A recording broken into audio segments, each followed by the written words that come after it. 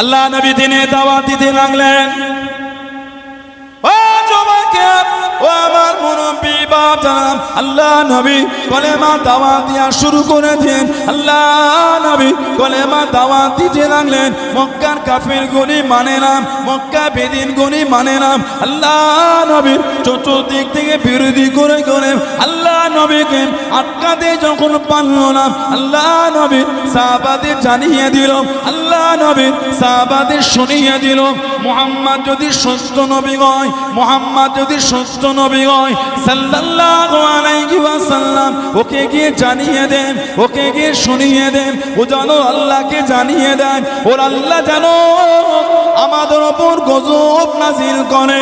ও জবাকে, আল্লাহ পাক নবীকে সান্ত্বনা খানা দেন, আল্লাহ পাক নবীকে জানিয়ে দেন। কুরআন শরীফ সূরা আনফালের 33 নম্বর আয়াতে আল্লাহ পাক নবীকে জানিয়ে দেন, আল্লাহ পাক নবীকে শুনিয়ে দেন। ও নবী প্যারা, আপনি কষ্ট নেবেন না, আপনি দুঃখ নেবেন না। ওয়া মা কানা আল্লাহু লিইযিবাকুম ওয়া আনতা ফীহিম। ও আমার হাবিব, আপনি যেখানে থাকবেন, আপনি যাদের মধ্যে থাকবেন, আমি আল্লাহ আপনার খাতিরে ওই জায়গাতে আমি আল্লাহ পাক গজব কানা দেব না। জোরে বললেন না, ওয়া মা কানা আল্লাহু লিইযিবাকুম ওয়া আনতা ফীহিম। হাবিব, যেখানে আপনি থাকবেন ওখানে আমি আল্লাহ গজবই দেবো না। জোরে বলে কেন? আল্লাহ আমাদের নবীকে রহমতের নবী করেছেন, বলুন না সুবহানাল্লাহ। সেই রহমতের নবীর আলোচনার মাহফিল, সাহাবারা বলছেন ওমান্না আলাইনা বিকা। হুজুর, আল্লাহ আপনাকে আমাদের মধ্যে পাঠিয়ে আল্লাহ পাক রহমত দিয়েছে। এবার আল্লাহ রাসূল বলছেন আল্লাহুম্মা আজলাসাকুম ইলা যালিক, তোমরা আল্লাহর নামে শপথ করে বলতে পারবে এই জন্যই বসেছো। সব আমাকে দিলে লোক কোনো কষ্ট হবে না? না, সব মুরব্বী বাবিগণ আছে, কষ্ট হয়, সব দিলে আমাকে হয় না, মুরব্বী চাঁদে লাগবে না। না না, সবাইকে দেখ, সবাই নেই, একটু কষ্ট হোক, আমার হোক আপনাদের হোক, আমি আরাম পাবো, আপনারা কষ্ট, সবাই মিলে আরাম করি, সবাই মিলে একটু কষ্ট ভাগ ভাগটা করে নিই, একটু ওইদিকে দেন, আমার সব লাগবে, এখান থেকে ওইদিকে দিয়ে দেন। নবী বলে আল্লাহুম্মা আজলাসাকুম ইলা যালিক, তোমরা আল্লাহর নামে শপথ করে বলতে পারবে, তোমরা এই জন্য এসে বসেছো। সাহাবারা বলছেন আল্লাহুম্মা আজলাসানা ইলা যালিক ইয়া রাসূলুল্লাহ সাল্লাল্লাহু আলাইহি ওয়াসাল্লাম। হুজুর, আমরা আল্লাহর নামে শপথ করেই বলছি হুজুর, আমরা এই জন্য এসেছি। এবার আমাদের নবী বলছেন, ও আমার সাহাবারা, তোমাদের কসম খাওয়ালাম বলে ভেবো না আমি নবী তোমাদের সন্দেহ করেছি। আতানি জিবরাইল আলাইহিস সালাম, আমি নবী, আমার কাছে জিবরাইল আলাইহিস সালাম এসে আখবারানি, আমি নবী আমাকে খবর দিয়ে গেল কি, এই যে তোমরা বসে আল্লাহর হামদ, আল্লাহর তারিফ, আল্লাহর প্রশংসা করো, আর আমি নবী আমাকে পেয়ে আল্লাহ তোমাদের উপর রহমত দিয়ে আলোচনা করো, তোমাদের এই মাজলিসটাকে নিয়ে আমার আল্লাহ ফারিস্তাদের সামনে ফখর করছেন, আনন্দ করছেন। জোরে বলুন না সুবহানাল্লাহ। এমন একটা মজলিস করেছে আল্লাহ ফারিস্তাদের শোনাচ্ছেন।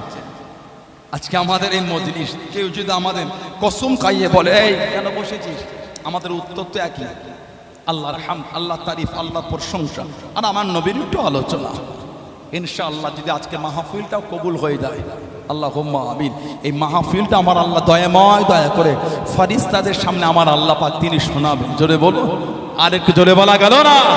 সেই মাহফিলে এসে বসেছেন, কিছু হলো নিয়ে ঘরে যায়। নবীর আগমনের মাহফিল, নবীর আগমনের আলোচনা।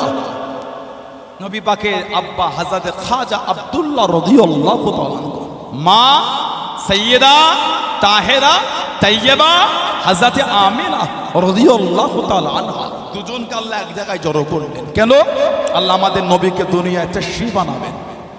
হযরত খাজা আব্দুল্লাহ রাদিয়াল্লাহু আনহু যখন মক্কা শরীফের রাস্তা দিয়ে হেঁটে হেঁটে যেতে, আকাশের মেঘগুলি হযরত খাজা আব্দুল্লাহকে ছিমো করে রাখতো। জোরে বলুন না সুবহানাল্লাহ।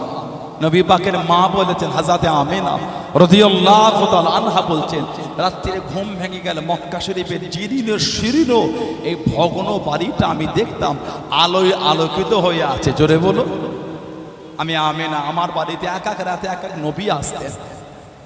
হযরত আমিনা রাদিয়াল্লাহু আনহা দেখছেন তানার বাড়িতে একজন দাঁড়িয়ে আছে। হযরত আমেনা ভয় খেয়ে গেলেন, কে আপনি এত গভীর রাতে? জবাব দিচ্ছে, আমেনা ভয় খেও না, আমি আল্লাহর নবী আদম আলাইহিস সালাম। আল্লাহ পাক আমাকে সুসংবাদ দিতে পাঠিয়েছে। আমেনা সুসংবাদ নিয়ে নাও, আল্লাহ পাক গর্ভের মধ্যে যে সন্তান পাঠিয়েছেন, আল্লাহ ওনাকে আখেরি নবী বানিয়েছেন। জোরে বলুন, আর একটু জোরে বলা গেল না? আল্লাহ রাসূলের মা বলেছে, আল্লাহ নবীর মা বলেছে। আর হাদিস শরীফের কিতাব আছে মুসনাদে আহমদ ইবনে হাম্বল, 4 ইমামের এক ইমাম ইমামে আহমদ ইবনে হাম্বল রাহমাতুল্লাহ লিখেছে, জানাক আল্লাহ পাক 10 লক্ষ খালি হাদিসের হাফেজ করেছেন। সুবহানাল্লাহ বললেন না? 10 লক্ষ হাদিসের হাফেজ ইমাম আহমদ ইবনে হাম্বল। জানার ছাত্র ছিলেন ইমাম বুখারী রাহমাতুল্লাহ, আর জানার উস্তাদ ছিলেন হযরত ইমাম আবু ইদ্রিস আশ-শাফি রাহমাতুল্লাহ। ইমাম আবু ইদ্রিস যখন মক্কা শরীফে আসতেন, হুজুর যখন মক্কা শরীফে আসতেন, আপনার বাড়ি মক্কা শরীফে ছিল, কুরাইশ ছিলেন। আহমদ ইবনে হাম্বল যখন হজ করতে যেতেন, বড় বড় মুহাদ্দিসদের মজলিস ছেড়ে সেই মরুভূমি থেকে ইমাম আবু ইদ্রিস আশ-শাফি হুজুরের মজলিসে যুক্তি মেরে বসে থাকতেন। হুজুরকে সাথী সঙ্গীরা খুঁজে খুঁজে না পেয়ে সেই মরুভূমিতে গিয়ে দেখতে ঝুঁকড়ি মেরে বসে আছে। এই আহমদ ইবনে হাম্বল, কি ব্যাপার? এত বড় বড় মুহাদ্দিসদের মজলিস ছেড়ে কি যে বলছে মরুভূমির উপরে, তুমি ইনার বৈঠকে বসে আছো? হুজুর ইশারা করতেন, চুপ করো, কথা বলো না, কি বলছে খালি শোনো।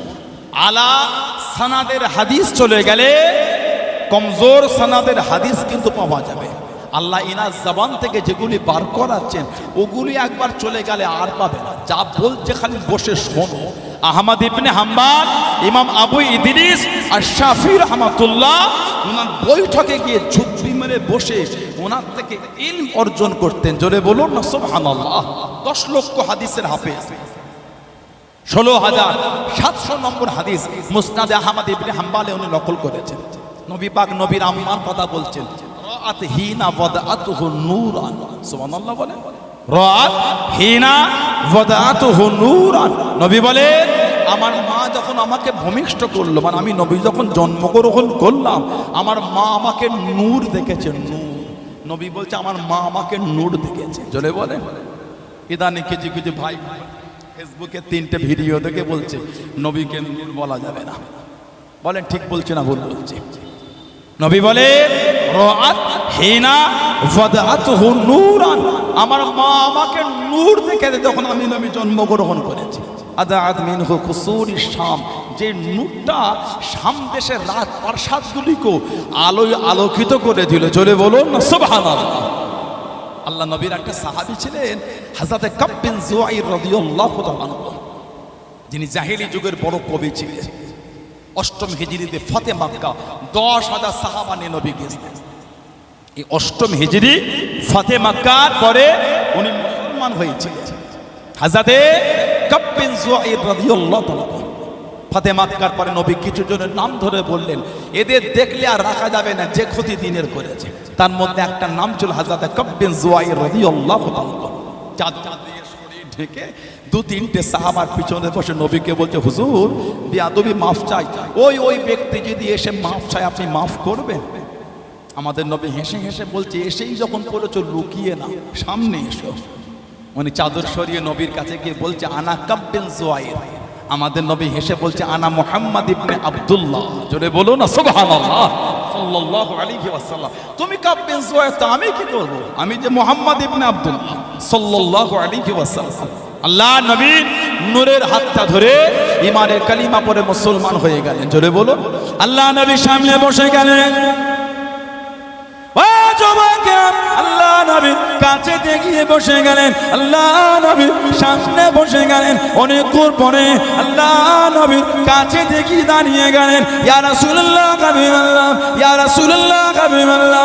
আল্লাহ পাকের নবী, হুজুর বেয়াদবি মাফ করুন, গুস্তাখিটা ক্ষমা করুন। সারা জীবন আপনার বিরুদ্ধে কবিতা বলেছি, আপনার বিরুদ্ধে কবিতা শুনিয়েছি।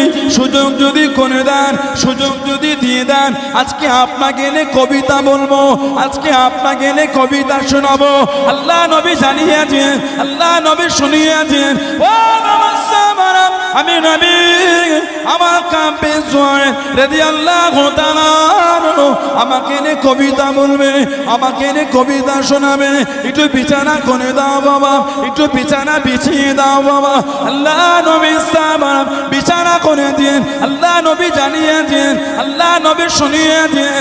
ও বাবা কাব্যে জয় রাদিয়াল্লাহু তাআলা কবিতা বলো বাবা, কবিতা পড়ো বাবা, কবিতা শোনাও বাবা। হযরত কাব্যে জয় রাদিয়াল্লাহু তাআলা আল্লাহ নবীর সামনে দাঁড়িয়ে গেলেন, কবিতা বলতে লাগলেন। কবিতা বলতে বলতে, কবিতা পড়তে পড়তে, কবিতা শোনাতে শোনাতে আল্লাহ নবীর দিকে তাকিয়ে তাকিয়ে জানিয়ে দিলেন, ইয়া রাসূলুল্লাহ হাবিবাল্লাহ, ইয়া রাসূলুল্লাহ হাবিবাল্লাহ। আল্লাহ পাকের নবী হুজুর বিয়াদুই মাফ করুন, গুস্তাখিটা ক্ষমা করুন। ইন্না রাসূলাল্লাহ নূরুন, ইন্না রাসূলাল্লাহ নূরুন, ইয়া রাসূলুল্লাহ হাবিবাল্লাহ। আল্লাহ পাকের নবী অবশ্যই আপনি হলেন নূর। জোরে বলুন সুবহান, আর একটু জোরে বলুন সুবহান। ইন্না রাসূলাল্লাহ নূরুন, ইয়া রাসূলুল্লাহ হুজুর অবশ্যই আপনি হচ্ছেন নূর, ইস্তাদউ বিহি, যাতে কি আলোটা গ্রহণ করা হয়ে থাকে। হুজুর অবশ্যই আপনি নূর। আমাদের নবী এত খুশি হয়েছিলেন, নবী পাকের বাদান শরীফ থেকে এই কবিতা আরো আছে লম্বা, এটা শুনে নবী পাক বাদান শরীফ থেকে চাদর শরীফটা নিয়ে নবী ওনার দিকে ছুড়ে দিয়েছিলেন। নবীর সামনে বলছে হুজুর আপনি নূর। সুবহানাল্লাহ বলে। সাহাবী নবীর সামনে বলছে হুজুর আপনি নূর। এখন ফতোয়া দিয়ে দিল নবীকে নূরের নবী বলা যাবে না। কেন ভাই, কেন নবীর সামনে আপনার কষ্ট হচ্ছে কেন? নবীর মাকামে আপনার জ্বলন হলো কেন? নবীর ইজ্জত তো আল্লাহ দিয়েছেন, জোরে বলেন। নবীর সম্মান তো আল্লাহ বাড়িয়েছেন, আপনি কেন হিংসা করছেন? উনি দিন দুনিয়ার বাদশাহ। আমার নবীর আগে যত নবীরা এসেছেন সমস্ত নবীরা নবীর মাকাম মেনে নিয়েছেন, নবীরা নবীর ইজ্জত মেনে নিলেন, নবীরা আমার নবীর দরজাটা খুশি মনে স্বীকার করলেন। দুনিয়ায় শুধু নয়, আলামে আরওয়াহাতও করেছেন। ওলামা হযরতরা সম্মানীয় তাতুলিয়া আবু জাফরিয়া সিদ্দিকা খাদিজা মা, আমার সম্মানীয় উস্তাদ ভাই বসে আছে, আরো আমার ভাই বসে, আরো ওলামা হযরতরা আমার সব ভাইরা বসে আছেন, মাদ্রাসার ছাত্র ভাইরা আছেন। নবীর দুশমনের কাছে নবীর ভালোবাসা গল্প শুনতে গেলে পাবেন না। নবীর দুশমনের কাছে নবীর মহব্বতের দলিল চাইলে পাবেন না। আবু জেহেলের কাছে নবীর ভালোবাসার গল্প ছিল, ছিল বলে মনে হয় আপনাদের? সিদ্দিক আকবরের কাছে শোনা লাগতো না, সিদ্দিক আকবরকে দেখলে বোঝা যেত উনি রাসূলুল্লাহর গোলাম। জোরে বলে। আমি নবীর দুশমনের কাছে যাচ্ছেন, একটু বলো না নবীর ভালোবাসাটা কেমন? নবীর ভালোবাসা আবার শুনতে লাগে, গোলাম দেখলে বোঝা যায় ভালোবাসা কাকে বলে। সুবহানাল্লাহ বলে। গোলাম দেখলে বোঝা যায় মানা কাকে বলে। কোরআন শরীফ সূরা আল ইমরান 81 নম্বর আয়াত, আলামে আরওয়াহাতে আল্লাহ নবীদের রূহগুলোকে জড়ো করেছিলেন। আলামে আরওয়াহাতে আল্লাহ দুটো মাহফিল করেছিলেন, একটা খাস একটা আম। আম মাহফিলে আমার রূহ ছিল, আপনার ছিল, ইনার ছিল, ওনার ছিল, ওনার ছিল, কিয়ামত পর্যন্ত যত রূহ আল্লাহ পাঠাবেন দুনিয়ায় সব রূহগুলোকে আল্লাহ আলামে আরওয়াহাতে জড়ো করেছিলেন, করে বলেছিলেন আলাস্তু বিরাব্বিকুম, আমি কি তোমাদের রব না? আমি কি তোমাদের প্রভু না? আপনার রূহ, আমার রূহ, ওনার রূহ, ইনার রূহ, ইনার রূহ, কিয়ামত পর্যন্ত যত রূহ আসবে সব রূহ এক বাক্যে বলেছিল ক্বালু, মানে সবাই বলেছিলেন কি বালা, হ্যাঁ আল্লাহ আপনি আমাদের রব। এটা আম মিটে গেল, এটা খাস না জিনিস হয়েছিল, খালি নবীদের রূহগুলোকে আল্লাহ জড়ো করেছিলেন। সুবহানাল্লাহ বলেন। এটা কোরআন শরীফ সূরা আল ইমরান 81 নম্বর আয়াত। وَإِذْ أَخَذَ اللَّهُ مِيثَاقَ النَّبِيِّينَ لَمَا آتَيْتُكُم مِّن كِتَابٍ وَحِكْمَةٍ ثُمَّ جَاءَكُمْ رَسُولٌ مُصَدِّقٌ لِّمَا مَعَكُمْ لَتُؤْمِنُنَّ بِهِ وَلَتَنصُرُنَّهُ قَالَ أَأَقْرَرْتُمْ وَأَخَذْتُمْ عَلَىٰ ذَٰلِكُمْ إِصْرِي قَالُوا أَقْرَرْنَا قَالَ فَاشْهَدُوا وَأَنَا مَعَكُم مِّنَ الشَّاهِدِينَ। সুবহানাল্লাহ বলবেন না? আল্লাহ আল্লাহ আরওয়াহাতে নবীদের রূহগুলোকে জড়ো করে জিজ্ঞাসা করবেন, এই আমার নবীর রূহেরা, আপনাদের আমি আল্লাহ দুনিয়ায় পাঠাবো, নবী বানাবো, কিতাব দেবো, হিকমত দেবো, হুম্মা জাআকুম রাসূলুল মুসাদ্দিকুল লিমা, তারপরে আমি আল্লাহ আপনাদের কাছে একজন নবী পাঠাবো সত্যতা প্রমাণের জন্য। লা তুমিনুন্না বিহি ওয়া লা তানসুরুনাহু, তাদের উপর ঈমানও আনবেন আর সর্ব বিষয়ে তার খিদমত করবেন, সহযোগিতা করবেন। ক্বালা আ'আকরারতুম ওয়া আখাযতুম আলা যালিকুম ইসরি, আয় আমার নবীর রূহেরা, আপনারা কি এই বিষয়ে অঙ্গীবদ্ধ হচ্ছেন, ওয়াদা করছেন? দুনিয়ায় নয়, আলামে আরওয়াহাতে সব নবীদের রূহ এক বাক্যে বলেছিল ক্বালু আকরারনা, আল্লাহ আমরা ওয়াদা করে নিলাম। আপনার হাবিব যদি আমাদের জামানায় আসে, ঈমানও আনবো, খিদমতও করবো। সুবহানাল্লাহ। আপনি নবীর শান খুঁজে পাচ্ছেন না? আল্লাহ দুনিয়া হবার আগে আলামে আরওয়াহাতে নবীর জিকির আল্লাহ করে দিয়েছেন। জোরে বলো ক্বালু আকরারনা, যেই নবীরা বলেছেন। এবার আল্লাহ পাক বলেন ক্বালা ফাশহাদু, এই আমার নবীর রূহেরা সাক্ষী হয়ে যায়। ওয়া আনা মাআকুম মিনাশ শাহিদিন, আমি আল্লাহ আপনাদের সাথে, আমি আল্লাহ আমার হাবিবের বিষয় সাক্ষী হয়ে গেলাম। জোরে বলে, আর একটু জোরে বলা গেল না? আমি নবীর শান খুঁজে পান না, আল্লাহ আলামে আরওয়াহাতে নবীর শানের জিকির করিয়ে দিয়েছেন। বলুন সুবহানাল্লাহ। আপনার কষ্ট হচ্ছে কেন? নবীর ইজ্জতে নবীকে নূর বলা যাবে না? সাহাবী বলছেন না রাসূলুল্লাহ নূরু, হুজুর অবশ্যই আপনি নূর। সেই নবীর মহব্বতে জড়ো হয়েছেন, যে নবীর দুনিয়ায় আসার 1000 বছর আগে নবীর মিলাদের আলোচনা হয়েছে এবং নবী পাকের জন্য ঘরও তৈরি হয়েছে। সুবহানাল্লাহ বলেন। আমাদের সমাজে কিছু কিছু ভাই বলে নবীর মিলাদ বেদাত। শুনেছেন এই শব্দটা? কথা বলে না, নবীর মিলাদ বেদাত। যে বলবেন নবীর মিলাদ মানা যাবে না, বেদাত, তার ঈমান নাই। কেন? সে নবীর জন্মকে স্বীকার করে না। আল্লাহর মিলাদ নাই। যদি কেউ বলে আল্লাহর মিলাদ, সে একটা কাফির। মিলাদ মানে মৌলুদ, বিলাদ মানে জন্মগ্রহণ। আল্লাহর মিলাদ আছে? কথা বলে না। যদি কেউ বলে আল্লাহর মিলাদ অমুক তারিখ, সে একটা কাফির। কেন? আল্লাহ জন্ম আছে। তিনি যে অনন্ত অসীম, তিনি ছিলেন, আছেন, থাকবেন। সুবহানাল্লাহ বলেন।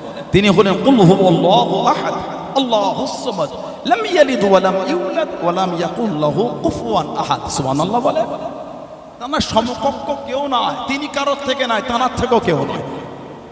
তিনি ছিলেন, আছেন, থাকবেন, তার নয়, তার শেষও নয়। সুবহানাল্লাহ বলেন। তিনি যে অনন্ত অসীম, তিনি যে অনন্ত অসীম। আল্লাহর মিলাদ নয়। যদি বলে নবীর মিলাদ মানি না, সে তো নবীর জন্মই মানল না। নবীর জন্ম না মানলে ঈমান থাকবে বলে মনে হয় আপনাদের? নবী তো জন্মগ্রহণ করেছেন। নবী পাক দুনিয়ায় আসার 1000 বছর আগে, আজ থেকে 2500 বছর আগে আমার নবীর মিলাদের আলোচনা হয়েছে। নবীর জন্য ঘরও তৈরি হয়েছে। সুবহানাল্লাহ বলেন। আদম আলাইহিস সালাম থেকে ঈসা আলাইহিস সালাম পর্যন্ত, ঈসা আলাইহিস সালাম যত নবী রাসূল পয়গম্বর এসেছেন, সব নবীরা এসে আমার নবীর বাশারাত, সুসংবাদ দিয়েছেন। আপনাদের গ্রামে আলেম ওলামা হযরত, ফুরফুরা শরীফ হুজুর, মুফতি, মুহাদ্দিস যখন আসে জলসা মাহফিলে, আর সম্মানীয় ইমাম সাহেব যখন জুম্মার দিনে মসজিদে মেম্বারের দিকে যখন যায়, কাতার দিকে যদি সবাই বসে যায়, কি বলে? একটু রাস্তা দাও তো, ইমাম সাহেব যাচ্ছে। বলা হয় না? কেন? এই ইমাম যে যাচ্ছেন, তার আগে রাস্তা ক্লিয়ার হচ্ছে। তা আমাদের নবী যে এসেছেন, আদম নবী থেকে ঈসা নবী আলাইহিস সালাম পর্যন্ত সব নবীরা এসে আমার নবীর আগমনের সুসংবাদ দিয়ে দুনিয়ার মানুষকে, আপনার দুনিয়ার মানুষকে অবগত করিয়েছেন। সুবহানাল্লাহ বলবেন না? কিন্তু উনি নবী নয়। নবীর আসার 1000 বছর আগে নবীর মিলাদের আলোচনা করলেন। নাম তুব্বা, ইয়ামান দেশের বাদশা তুব্বাই আউয়াল। তুব্বাই আউয়াল ইয়ামান দেশের বাদশা, ইয়ামান দেশের বাদশা তুব্বাই আউয়াল। একটা কিতাব আছে আল্লামা বদরুদ্দিন আইনি রহমাতুল্লাহ, বুখারী শরীফের ব্যাখ্যা গ্রন্থ ফাতহুল বারী। উলামা হযরতরা আছেন আল্লামা বদরুদ্দিন আইনি রহমাতুল্লাহ, তৎসহ বিভিন্ন কিতাবে জিকির হয়েছে তুব্বাই আউয়াল। কোন কোন বর্ণনা এসেছে কাবা শরীফের গিলাফ সর্বপ্রথম উনি তৈরি করেছিলেন। তুব্বা বাদশা কাবা শরীফের যে গিলাফ সর্বপ্রথম উনি তৈরি করেছিলেন। ইয়ামান দেশ থেকে 400 জন আলেমকে নিয়ে চলে এলেন। ও যুবকেরা, সফরের জন্য বার হয়ে গেলেন 400 জন আলেমকে নিয়ে আল্লাহর কাবার কাছে দিয়ে চলে গেলেন। কিছুদিন মক্কা শরীফে কাটালেন, কিছুদিন মক্কা শরীফে থেকে মদিনা শরীফে চলে গেলেন। মদিনা শরীফের পুরাতন নাম ইয়াসরিব বা ইয়াসরাব। কিছুদিন সেখানে থাকলেন, ইয়ামান দেশে ফিরে যাবেন। তুব্বা বাদশাহ ইয়ামান দেশে চলে যাবেন। ও যুবক, 400 জন আলেম জানিয়েছেন, 400 জন আলেম সংবাদ দিয়েছেন, আমরা ইয়ামান দেশে যাব না, আমরা ইয়ামান দেশে ফিরবো না, এই ইয়াসরিবের জমিনে থাকবো, এই ইয়াসরাবের জমিনে থাকবো, মদিনা শরীফে থাকবো, আমরা ইয়ামান দেশে যাব না। তুব্বা বাদশাহ জানিয়েছেন। তুব্বা বাদশাহ জিজ্ঞাসা করলেন, ও সম্মানীয় উলামা হযরত করলাম, কেন ইয়ামান দেশে যাবে না? আমি তুব্বা, আমার ইয়ামান দেশে রাজত্ব আছে, আমার ইয়ামান দেশে রাজত্ব আছে, আমার ইয়ামান দেশে হুকুমত আছে।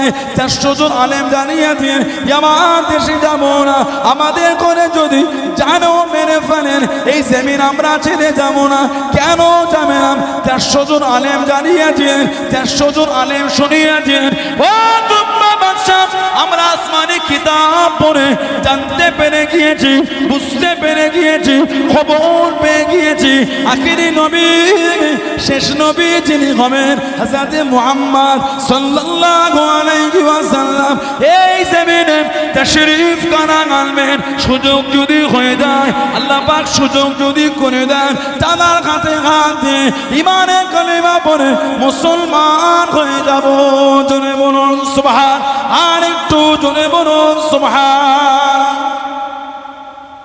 নবী পাক আসার 1000 বছর আগে তুব্বা বাদশাহ ঘোর মনে বার হয়ে যায় মক্কা শরীফ ঘুরে মদিনা শরীফে গিয়েছে। এবার ইয়ামানে যাবে। 400 জন আলেম বলছে আমরা যাব না, চলো ইয়ামানে আমার রাজত্ব আছে, হুকুমত, যদি আমাদের জানও মেরে দেন এই জমিন ছাড়বো না। ইয়াসরিব বা ইয়াসরাব সাইলাবের জায়গা। মদিনা শরীফের পুরাতন নাম হলো ইয়াসরিব বা ইয়াসরাব, আমরা যাব না। বাদশাহ জিজ্ঞাসা করছে না যাবার কারণ? 400 জন আলেম জানাচ্ছেন আমরা আসমানি কিতাব পড়ে আমরা জানতে পেরে গেছি যিনি আখেরি নবী নাম হবে হযরত মুহাম্মদ সাল্লাল্লাহু আলাইহি ওয়াসাল্লাম, এই ইয়াসরিবের জমিনে উনি আসবেন। সুযোগ যদি হয়, মনটায় আশা, ওনার কাছে আমরা কালিমা পড়ে মুসলমান হব। জোরে বলো, আর কি জোরে বলা গেল না? কিতাব এসেছে তখন ঈসা নবী দুনিয়ায় আসেন। ঈসা নবী এসেছিলেন আমার নবী পাক আসার 500 বছর আগে। ঈসা আলাইহিস সালাম আল্লাহ মুজিজা দিলেন, মুজিজা অলৌকিক।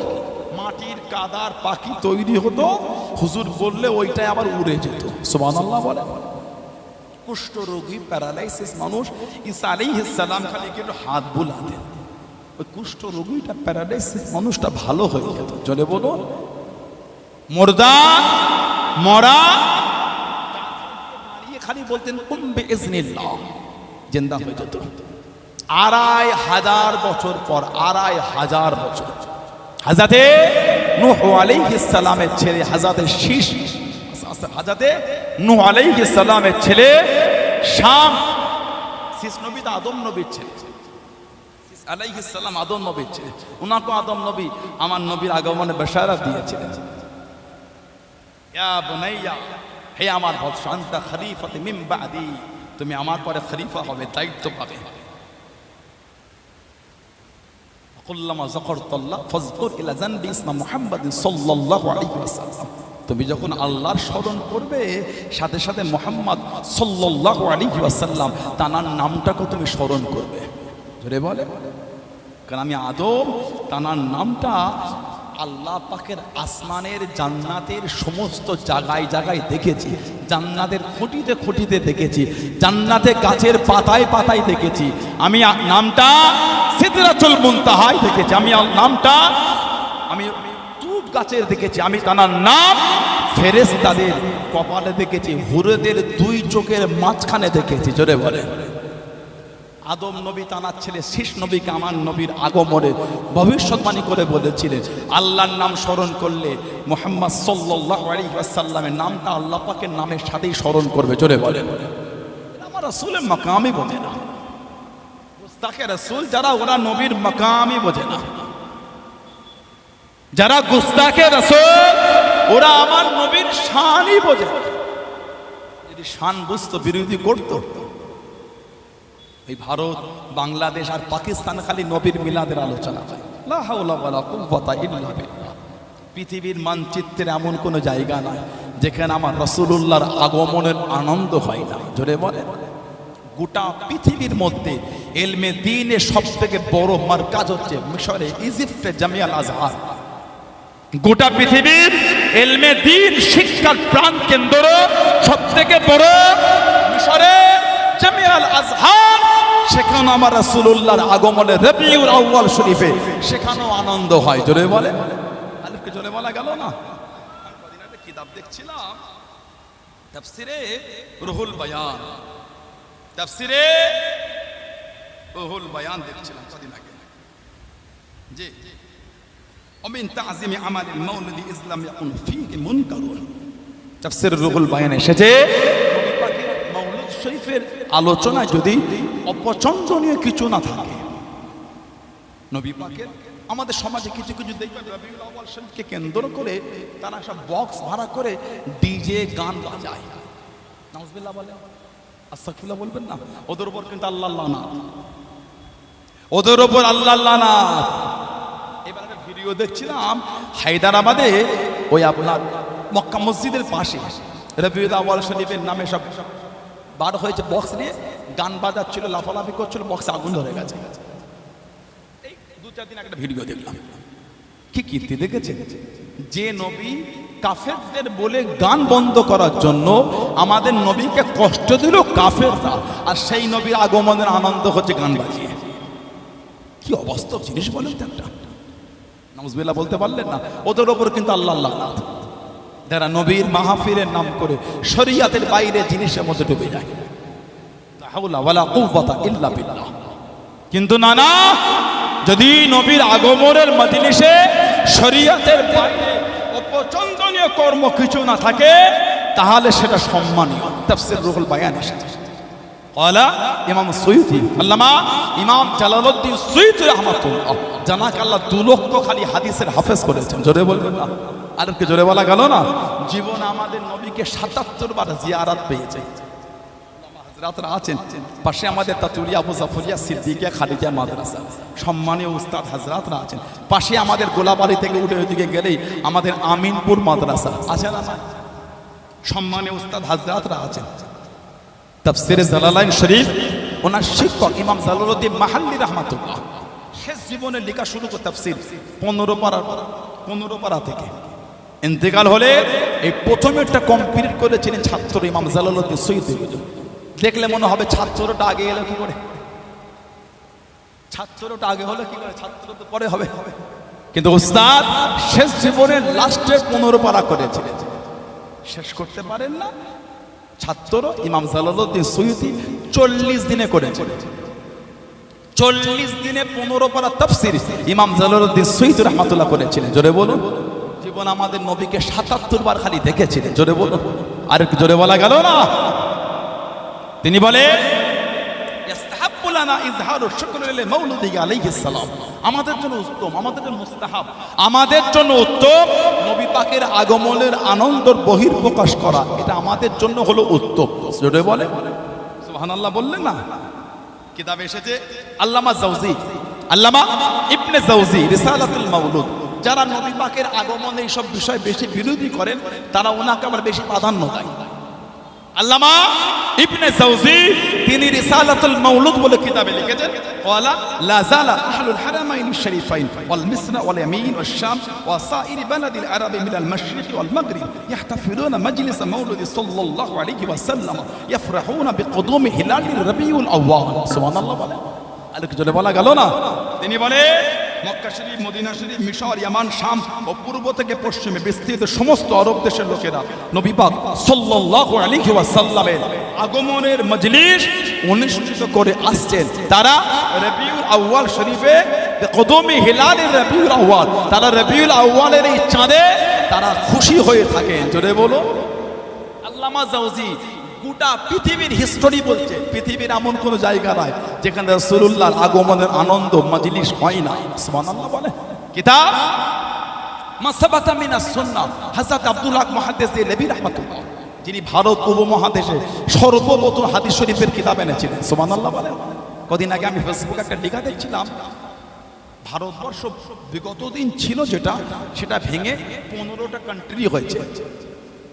ভারতবর্ষ খণ্ড খণ্ড হয়ে বর্তমান 15টা কান্ট্রিতে দাঁড়িয়েছে। বাট আগে ভারতবর্ষ অখণ্ড ভারত যখন ছিল, ভারত উপমহাদেশ যখন ছিল, এখন 15টা কান্ট্রি মিলিয়ে যতটা, তখন ভারত উপমহাদেশ একটাই তখন ছিল। নেপাল ভাগ হয়েছে, শ্রীলঙ্কা ভাগ হয়েছে, বাংলাদেশ ভাগ হয়েছে, পাকিস্তান ভাগ হয়েছে। আমি দেখছিলাম আরো কিছু কান্ট্রি, মায়ানমার ভাগ হয়েছে। এই করে করে 15টা কান্ট্রি, ইরান ভাগ হয়েছে। ভারতবর্ষ ভাগ হয় 15টা। ইনি ভারত উপমহাদেশের সর্বপ্রথম হাদিস শরীফের কিতাব আব্দুল হক মুহাদ্দিস দেহলভী রাহমাতুল্লাহ, তিনি লেখেন, লা যালু আহলুল হারাম আহলুল ইসলাম ইয়াহতাফিলুনা শাহর মাউলিদিহি সাল্লাল্লাহু আলাইহি ওয়াসাল্লাম ইয়ামালুনা ওয়ালাইমা ওয়া ইয়াতাসাদদাকুনা ফি লায়ালি বিআনওয়াইস সাদাকা। তিনি বলেন, মুসলিমরা নবী পাক সাল্লাল্লাহু আলাইহি ওয়াসাল্লামের আগমনের মাসের অনুষ্ঠান, এই মজলিস ধারাবাহিকভাবে অনুষ্ঠিত করে আসছে। জোরে বলে সানাউল্লাহ সিদ্দিকী বলেন, যিনি ভারত উপমহাদেশে সর্বপ্রথম হাদিস শরীফের কিতাব এনেছেন, তিনি বলছেন মুসলিমরা এটা ধারাবাহিকভাবে আগে থেকে করে আসছেন। তারা এই মাসে তারা ওয়ালিমার মতন ব্যবস্থা করে খাওয়া দাওয়া, এবং এই মাসে বিভিন্ন ধরনের সাদকা করে সওয়াবের আশায়। সুবহানাল্লাহ বলেন। আপনি বলছেন নতুন হয়ে গেল। আল্লাহ নবী হিজরত করে যে ঘরটা উঠেছিলেন, ওই ঘরটা কোন সাহাবী ঘর ছিল বলেন তো? হযরতে আবু আইয়ুব আনসারী রাদিয়াল্লাহু তাআলা। ঘরটা কিন্তু দোতলা ছিল। এক বর্ণনা এসেছে, নবী পাকের উট, আল্লাহ রাসূল হিজরত করে প্রথমে গিয়ে মদিনা শরীফের বাইরে কিছুদিন ছিলেন। আল্লাহ রাসূল গিয়ে প্রথমে তৈরি করে মসজিদে কুবা, মসজিদে কুবা আল্লাহ নবী হিজরত করে প্রথম তৈরি করে মসজিদে কুবা। নবী পাককে সাহাবারা বলে, হুজুর আমার ঘরে চলেন, হুজুর আমার ঘরে ওঠেন, হুজুর আমার ঘরে ওঠেন। আল্লাহ নবী বলে, সবাই আমাকে ধরে টানাটানি করো না, এই উট আমার আল্লাহর হুকুমে পরিচালিত হচ্ছে, যার বাড়ির সামনে পড়ে তার বাড়ি যাব। নবী পাকের উট ঘুরে ঘুরে ঘুরে ঘুরে হযরত আবু আইয়ুব আনসারী রাদিয়াল্লাহু তাআলার বাড়ির সামনে গিয়ে বসেছে। সুবহানাল্লাহ বল। এক বর্ণনা এসে, একজন মানুষ এসে ওই খড়ম দিয়ে উটের পায়ে আঘাত করছে। কেন? যাতে উটটা উঠে দাঁড়িয়ে গিয়ে পরের বাড়ি, মানে উনার বাড়িটায় গিয়ে বসে। হযরত আবু আইয়ুব আনসারী এটা দেখে কাছে গিয়ে বলছে, যদি ইসলামের হুকুম না হতো, আমার উলঙ্গ তলোয়ার দিয়ে তোমার মাথাটা আলাদা করে দিতাম। নবীর উট এসেছে আমার ঘরের সামনে, নবী আমার বাড়ি উঠবে, আর তোমার সাহস, তুমি নবীর উট তুলে তোমার ঘরে নিয়ে যাচ্ছ। যদি ইসলামের বিধান না হতো, তোমার মাথাটা আমি আলাদা করে দিতাম। নবী পাক গেলে, ওই বাড়িটা ছিল দোতলা। সেই 1000 বছর আগে তুব্বাই আউয়াল ইয়ামান দেশের বাদশাহ, যে ইয়ামান দেশের এই বাদশার সাথে 400 জন আলেম বললেন, আমরা যাব না, এখানে থাকবো। তখন তুব্বাই আউয়াল বাদশাহ বলতে, আমিও থাকবো, আখিরি নবীকে আমিও দেখবো। সুবহানাল্লাহ বলে। 400 জন আলেমের জন্য ইয়ামান দেশ থেকে রাজত্ব নিয়ে চলে গেলেন, ধন সম্পদ টাকা পয়সা, 400টা ঘর তৈরি করলেন, 400টা আলেমকে দিলেন, আর 400টা মহিলা খাদেমাকে ক্রয় করে আজাদ করে 400 জন আলেমের সাথে বিয়ে দিয়ে দিলেন। কেন? জমিনটাকে আবাদ করতে হবে, সরকারে দো আলম ওই জমিনে আসবে। অনেক দিন কেটে গেল, তুব্বাই আউয়াল তুব্বা বাদশাহ অসুস্থ হয়ে গেলেন। একটা চিঠি লিখছিলেন, এবার, ইয়া রাসূলুল্লাহ, আমি ইয়ামানের বাদশাহ তুব্বা, হুজুর আশা করেছিলাম আপনার সাথে মোলাকাত করব, আমি খবর পেয়েছি আপনি এই জমিনে আসবেন, সেই আশায় আপনার অপেক্ষায়। তবে ইয়া রাসূলুল্লাহ সাল্লাল্লাহু আলাইহি ওয়াসাল্লাম, হুজুর আমি অসুস্থ হয়ে গিয়েছি, হুজুর আমি ইয়ামানে ফিরে যাব। তবে ইয়া রাসূলুল্লাহ, আমি এখন থেকে আপনার উপর ঈমান আনলাম। সুবহানাল্লাহ বলে। হুজুর যদি আমি আপনাকে দেখতে পেতাম, সবার আগে আমি আপনার হাত ধরে মুসলমান হতাম। সুযোগ হয়তো হলো না, আমি এখন থেকে আপনার উপর ঈমান আনলাম।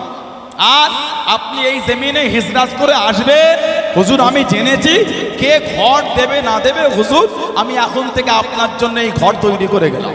সুবহানাল্লাহ বলে। নবী পাক আসার 1000 বছর আগে 400টা আলেমের ঘর হয়েছে একতলা, একটাই ঘর হয়েছে দোতলা, ওই ঘর যে ঘরে নবীর উট দাঁড়িয়েছে। সুবহানাল্লাহ বলে। হুজুর এই চিঠি আপনার কদমে আমি দিয়ে গেলাম, হুজুর কিয়ামতে আমাকে ভুলবেন না। এক বর্ণনায় আছে নবী বলে যে তুব্বাকে তোমরা গালি দেবে না, তুব্বাকে তোমরা গালি দিও না। ওই চিঠিটা লিখে সোনা দিয়ে চড়িয়ে একজন আলেমের হাতে উনি দিয়ে দিলেন, আমি ইয়ামানে চলে যাচ্ছি, আপনারা আছেন, যদি নবীর সাথে মোলাকাত হয় আমার চিঠিটা একটু নবীকে পৌঁছে দেবেন। আর যদি আপনি না দেখতে পান আপনার আওলাদকে ওসিয়াত করবেন, সে যদি দেখতে পায় সেজন্য চিঠিটা নবীকে দিয়ে দেয়। আপনার ছেলেকে ওসিয়াত করবেন, সে যদি দেখতে না পায় তার আওলাদ বা তারপরে কাউকে ওসিয়াত করতে, এই চিঠি যেন আমার নবীর দরবারে পৌঁছে যায়। চলে বলো আল্লাহ নবী আইয়ুব আনসারী রাদিয়াল্লাহু তাআলা বাড়িতে গেলেন, সব সাহাবারা ঘিরে আছে, কিতাব এসেছে, জানার কাছে চিঠি পৌঁছেছেন, তিনি কিন্তু দিচ্ছেন না। এক বর্ণনা এসেছে আল্লাহ নবী নিজেই বলছেন, এই তোমার কাছে আমার একটা চিঠি আছে, চিঠিটা আমাকে দাও। সুবহানাল্লাহ বলে, আর জোরে বলা গেল না। নবী পাক আসার 1000 বছর আগে নবীর আগমনের আলোচনা হয়েছে, নবীর জন্য ঘরও তৈরি হয়েছে, সেই নবীর মাহফিলে বসেছে। কিছু হলো নিয়ে ঘরে যান, কিছু হলো নিয়ে বাড়িতে যান, শুধু এসে শুনে চলে গেলে হয় না। দাবি করেন মানি, যদি কিছু নিতেই না পারলাম মানা কোনটা বলে? এত কষ্ট করে এত খরচা করে নবীর মাহফিল করলেন, বসলেন, এখনো যদি জীবন থেকে সুদ না বন্ধ হয়েছে, বলেন নবীর মানা কাকে বলে? সুদের ব্যবসা করে দাবি করলে হয় না রাসূলের গোলাম, দাবি করতে পারে শয়তানের গোলাম, ওটা মানাবে, নবীর গোলাম মানাবে না। কথা বলে না, নবীর গোলাম সুদের ব্যবসা করতে পারে না, ঠিক না ভুল বলছি? ব্যাংকে টাকা রাখা আলাদা জিনিস, আর সুদ খাবার জন্য রাখা ওটা আলাদা জিনিস। ব্যাংকে রাখা আলাদা জিনিস, আর সুদ খাবো এই নিয়েতে ফিক্স করা ওটা আলাদা জিনিস। বুঝছেন না? বোঝেন না? বর্তমান সময় সিচুয়েশন পরিস্থিতিতে ব্যাংকের বই ছাড়া চলা যায় না। এটা গ্যাস কিনবেন ব্যাংকের বই, পাসপোর্ট করবেন ব্যাংকের অ্যাকাউন্ট, এভরিথিং সব ব্যাংকের পাসপোর্ট লাগবে, করতে হয়। কিন্তু আপনি তো সুদের নিয়েতেই টাকা দিচ্ছেন, গ্রামগঞ্জে শুরু হয়ে গেছে, এই 10,000 টাকা নিয়ে যা, 10,000 টাকার ওপর প্রতিদিন এত টাকা করে তোকে সুদ দিতে হবে। নাউজুবিল্লাহ বলেন, আস্তাগফিরুল্লাহ বলেন। লটারির টিকিট কেটে দাবি করলে হয় না নবীর গোলাম, শয়তানের গোলাম দাবি করতে পারেন, নবীর গোলাম লটারির টিকিট কাটতে পারে না। রাগ করছেন আপনারা? কষ্ট পেয়ে গেলেন? ভালো হয়, এসে বসেছে, কিছু হলো না। যারা মেনেছেন দেখেন, মানার মতন মানা। আমার রাসূলের সাহাবী হযরতে আবু বসির রাদিয়াল্লাহু তাআলা, আমার নবীর মুহাব্বতের সাহাবী, নাম হযরতে আবু বসির রাদিয়াল্লাহু তাআলা। জানাকে চেন শিকল দিয়ে মক্কা শরীফে কাফেররা ওনাকে বেঁধে রাখতো। হযরতে আবু বসির রাদিয়াল্লাহু তাআলা জানাকে শিকল দিয়ে কাফেররা বেঁধে রাখতো। ও কাফেররা এত কষ্ট দিয়েছে, কোন কোরবে শিকলটা ছুটিয়ে ছুটে ছুটে ছুটে ছুটে, আবার কিছুটা হেঁটে হেঁটে, আবার কাউকে দাঁড় করে কারোর উঠের পিঠে চেপে, আবার উঠ থেকে নেবে, আবার ছুটে ছুটে, আবার হেঁটে হেঁটে মক্কা শরীফ থেকে ছুটে ছুটে মদিনা শরীফে এসেছিলেন। কিতাব এসেছে যে রাস্তায় উনি হেঁটে হেঁটে এসেছেন মদিনা শরীফে, গোটা রাস্তায় খালি রক্ত টপকেছে। ও নাম হযরত আবু বসির রাদিয়াল্লাহু। আমার নবীর একটা সাহাবী ছিলেন, নাম হযরতে আব্দুল উজ্জা। আব্দুল উজ্জা নবী ওনার নাম দিয়েছেন আব্দুল্লাহ, নবী নাম দিলেন আব্দুল্লাহ। যুবক ছেলে আব্দুল উজ্জা মদিনা শরীফ থেকে একটু দূরে পাহাড়ের পদদেশে, পাহাড়ের নিচে, ওইখানে বস্তিতে ওনার বাড়ি ছিল। আব্দুল উজ্জা, উজ্জার বান্দা, নাউজুবিল্লাহ বলে, দেবীর বান্দা। মুসলমান হয়েছিলেন, চাচার কাছে লালিত পালিত হতেন, বাপ ছিল না, বাচ্চা বেলায় বাপ ইন্তেকাল হয়ে গেলেন। মুসলমান হয়েছে, তবে প্রকাশ করছে না এই আশা। কি আশা?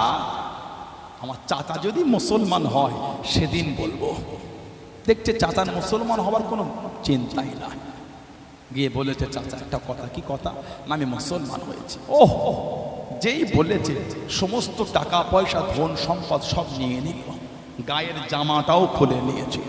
যুবক ছেলে, পরনে একটা তহবান ছিল, আল্লাহ রাসূলের সাহাবী ও যুবকেরা ও আমার মুরব্বি বাপ জানাব হযরত আব্দুল্লাহ রাদিয়াল্লাহু তাআলা আল্লাহ নবীর কাছে দিয়ে চলে যাচ্ছেন, মদিনা শরীফে চলে যায়, আল্লাহ নবীর সামনে চলে যাবে, শরীরে কোনো কাপড় নাই, কাছে কোনো টাকা পয়সা নাই, খাবার বলে কিচ্ছু নয়, এত গরিব এত অসহায় হয়ে গেছে, আজ কদিন ধরে খাওয়া নাই, না খাওয়া না দাওয়া, না খাওয়া না দাওয়া, কাঁদতে কাঁদতে ছুটে ছুটে চলে যায়, আল্লাহ নবীর সামনে চলে যাবেন, আল্লাহ নবীর কাছে দিয়ে চলে যাবেন।